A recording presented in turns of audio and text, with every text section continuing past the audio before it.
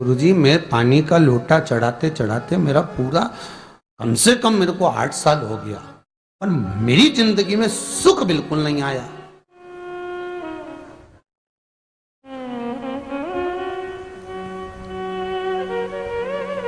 हमने कहा तूने कैसे चढ़ाया, वो भी तो सुने। तो क्या कैसे, क्या स्नान करा और मंदिर जाके लोटा चढ़ाया पानी का।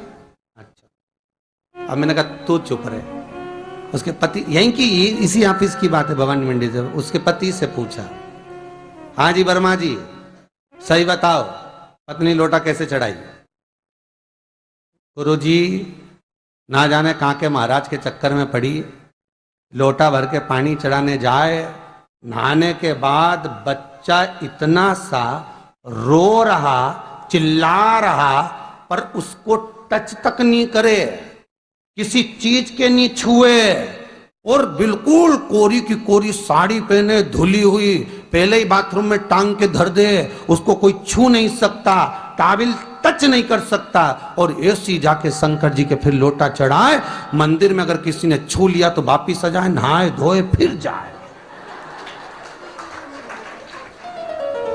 मैंने कहा बस अब तो तू ऐसी जिंदगी भर चढ़ाती रहे तो भोलेनाथ आएगा ही।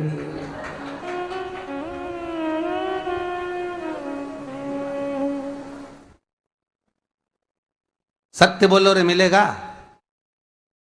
कई लोगों ने पूछा शंकर को रिझाने के लिए कौन से कलर के कपड़े पहने कि शिव राजी हो जाए।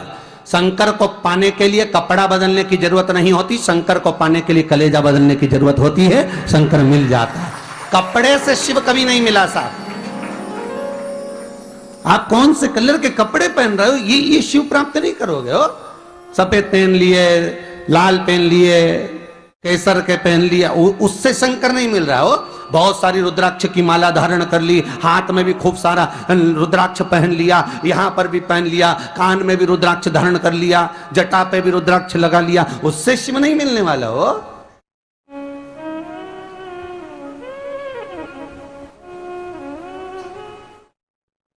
अरे भाई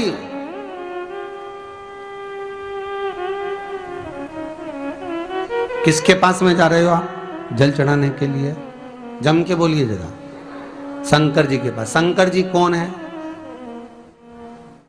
तुम्हारे कौन से मतलब नहीं है। भगवान को तो केवल इतना मतलब है कि आप मन कैसा लेकर आए हो। ये तन साफ करने से, स्नान करने से, खूब रगड़ रगड़ के नहाने से, लक्स पेयर से, खूब घिस घिस के नालों ने, क्रीम ने, पाउडर, डेंटिंग पेंटिंग करके फिर भगवान के पास जाओ और बढ़िया 2-4 घंटे तक फैशन करके भगवान को रिझाओ, भगवान रिझेगा? अरे गर्ग संहिता में लिखा है कि शंकर को एक बार प्रणाम करने का फल क्या है कि 10 अश्वमेध यज्ञ के स्नान का जो फल होता है वो मात्र शंकर को प्रणाम करने से मिल जाता है। कितना? 10 अश्वमेध यज्ञ के स्नान का जो फल है शंकर को मात्र प्रणाम करने से मिल जाता है। पर गर्ग संहिता कहती है कि 10 अश्वमेध यज्ञ के स्नान के बाद भी मनुष्य का जन्म वापिस मिल सकता है। मतलब वापिस तुम्हारा जन्म हो सकता है, किसी भी रूप में हो जन्म हो सकता है। पर शिव पुराण कहती है, गर्ग संहिता कहती है, स्कंद पुराण कहती है, नर्मदा पुराण कहती है कि महाराज इतना जरूर है कि शिव को प्रणाम करने का फल उतना है कि 10 अश्वमेध यज्ञ के स्नान का फल मिल जाता है। पर गर्ग संहिता कहती है कि शंकर के चरणों में अगर प्रणाम कर लिया तो ये पक्का है कि अश्वमेध यज्ञ का फल भले कट जाए पर शंकर के प्रणाम का फल नहीं कटता, उसका वापिस जन्म नहीं होता और वो शिव का हो जाता, वो शंकर का हो गया, फिर उसका जन्म नहीं है महाराज।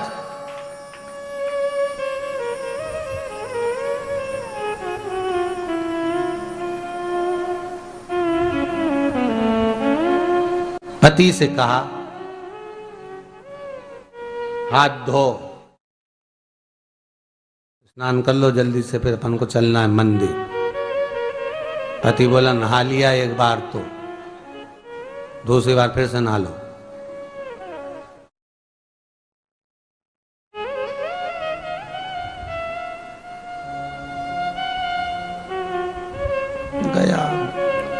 नी के ना माने तो कई घर में चंद्र घंटा से माथा बिड़ा, स्नान करा फिर आया। चल पलंग पे काय को बैठ गए?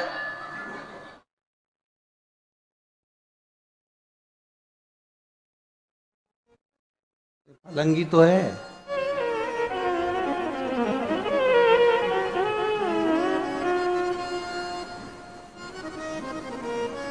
फिर से नहा के आओ। ये फिर नहावाने भेज दिया। होता एक सास बेचारी मायके जाना था, मौसी की यहाँ शादी थी। अब उसने बहू से कहा बेटा मेरे को जाना है, अपने घर में छोटे से लड्डू गोपाल उनकी सेवा है, तू एक काम कर कि तू सेवा कर लेगी क्या? हाँ मम्मी, उसमें क्या है, करना क्या है तुम बताओ। बस सुबह से 3 बार ताली बजाना, भगवान को उठाना, पात्र में रख के नहलाना, उनको पोंछना, कपड़े पहना देना, इत्र लगा देना, चंदन लगा देना, मुकुट लगा देना, सुंदर अलकावली सब पहनाने के बाद में भगवान को दर्पण दिखाना। जब भगवान को कांच दिखाए, दर्पण दिखाए, भगवान मुस्कुरा दे, तब भगवान को भोग लगा देना। हाँ मम्मी इतना तो मैं करूंगी, और बाद में भगवान को वापिस सुला देना। हाँ इतना सा कर लूंगी। सास बिचारी कह के चली गई। अब बहू सुबह से उठ के 3 बार ताली बजाई, भगवान को उठाया, बिठाया, नहवाया, तैयार कर दिया। तैयार करके जो दर्पण दिखाया तो भगवान तो मुस्कुराया ही नहीं। अब इसको कौन समझाए कि पीतल की मूर्ति कोई हंसे है? पर उसने तो विचार करा कि सास कह के गई भगवान जब मुस्कुरा दे तो उनको भोग लगा देना। अब भगवान तो कोई मुस्कुराए नहीं, ये दर्पण दिखाया। इसको लगा कि मेरी सेवा में कोई कमी रह गई। इसने भगवान का कपड़ा वपड़ा वापिस उतारा, इनको वापिस रजाई में सुला दिया। अब भगवान को वापिस रजाई में सुलाया, फिर आ गई, 3 बार फिर ताली बजाई, भगवान को फिर उठाया, फिर बिठाया, बिठाने के बाद में फिर उनको कपड़े वपड़े पहनाकर फिर दर्पण दिखाया, पर भगवान तो मुस्कुराया ही नहीं। ये वापिस इस सेवा में गलती रह गई। वापिस इसने सब कपड़ा उतारा, भगवान को फिर सुला दिया। सुबह 8 बजे से नहवा रही, कपड़े पहना रही और सुला रही। 1 बज गई।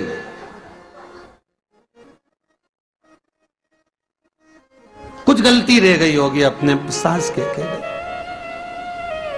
अब की बार फिर भगवान को नहवाया।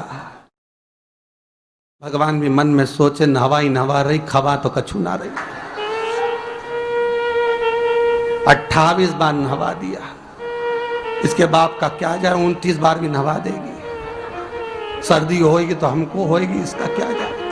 नहवा ही रही है और खवाती कुछ नहीं, फिर सुला देती है, फिर ताली बजा। अब क्या फिर आ गई और 29वीं बार फिर बैठ गई और फिर भगवान को नहवाया, कपड़े पहनाया, और पहनाने के बाद भगवान का श्रृंगार करके जैसे ही दर्पण उठाया, उठा के जो भगवान को दिखाने लगी, भगवान ने मन में सोचा अब की बार तो हंसी दूंगा, चाहे कुछ भी हो जाए। और भगवान दोनों दांत दिखा दिए।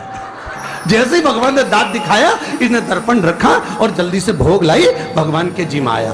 भगवान के जिमाया, जिमने के बाद भगवान को फिर वापस सुला दिया। अब ये सुबह से जैसे ही आए तो भगवान पहले ही मुस्कुरा के, क्योंकि भगवान को मालूम है नवाएगी 25 बार का मतलब उससे चंद हंसी दो, हंसने में क्या जाता, तो भगवान पहले से मुस्कुरा के बैठ जाए। अब एक दिन सास आ गई। सास ने कहा बहू अब सेवा मैं कर लूंगी। हाँ मम्मी कर लो। मम्मी सेवा करने बैठी। मम्मी ने भी स्नान कराया, श्रृंगार करा, कपड़े पहनाए, मुकुट लगाया। सब लगाने के बाद जैसे ही सास कांच दिखाने के लिए दर्पण को उठाई, इतने में से मूर्ति में से आवाज आई, दर्पण तो तेरी बहू दिखाएगी, उसको बुला दे, बहुत जोरदार दिखाती, वो दिखा सकती, तू वापिस धर दे दर्पण, तेरे बस का नहीं। भगवान को भी लगा कि भैया सामने अब इसमें कोई दिखावा था क्या? प्रेम वात्सल्य था। भगवान भक्ति के बल पर ही था। फिर बैठ गए पलंग पे, नाव वापिस नहाते नहाते चले, मंदिर पहुंच गए और राम बेलपत्तर तो घर धरी आई। जैसे ही बोली बेलपत्तर घर धरी आई, पति इसको घूर के देखा, 2 बार नवाया है और बेलपत्तर रखी आई घर। ये पति से कहती कि तुम लेने जाओ, उससे पति पहले ही बोल दिया था कि मेरा तो आज घुटना बहुत दुख रहा, बहुत घुटना दुख रहा।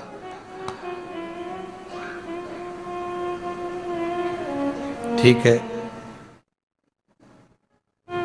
तुम बैठो, मैं आई अभी घर से। अब घर जाते जाते मालूम पड़े फिर कहीं का कोई छुआ गया तो नहाने बैठ गई। फिर आई, इसकी जो पूजन की थाली रखी थी, कोई भगत आया बेचारा, उसने सोचा मंदिर की थाली है, सब चढ़ा चुड़ू के चले गया सब। पति से बोली तुमने अकेले ही पूजन कर ली, मैं तो करा ही नहीं। ये नंदी जहां बैठा उसके पास में बैठा, मैंने हाथ नहीं लगाया।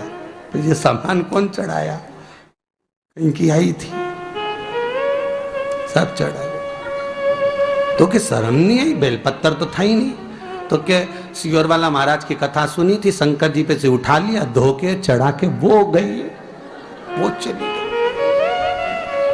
शिव ये नहीं कह रहा कि तुम वस्तुएं बटोर कर लाओ। शंकर कहता तुम्हारे पास में मिल जाए तो समर्पित कर दो, नहीं मिले धोया, वापिस शिव को चढ़ा दिया, वापिस शंकर को समर्पित कर दिया। शिव स्वीकार करेंगे। 1 महीने तक भी एक बेलपत्र को धोकर शंकर को रोज चढ़ाते रहो तो भी शंकर स्वीकार करेंगे। उसमें भगवान ये नहीं सोचेंगे कि निर्माल्य है, स्वीकार करेंगे।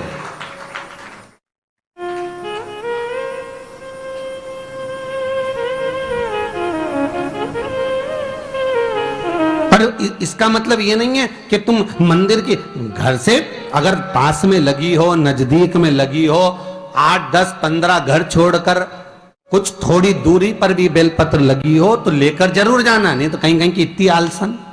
उन्होंने कहा सियोर वाला महाराज बोला तुम तो उठा उठा के चढ़ा दो। तो भगवान के मंदिर में ही बेलपत्र नहीं जाए मालूम पड़े हो, तो ऐसा नहीं है कि नहीं जाए वाला, जाओ, पास में लगी हो तो लेकर जरूर जाओ।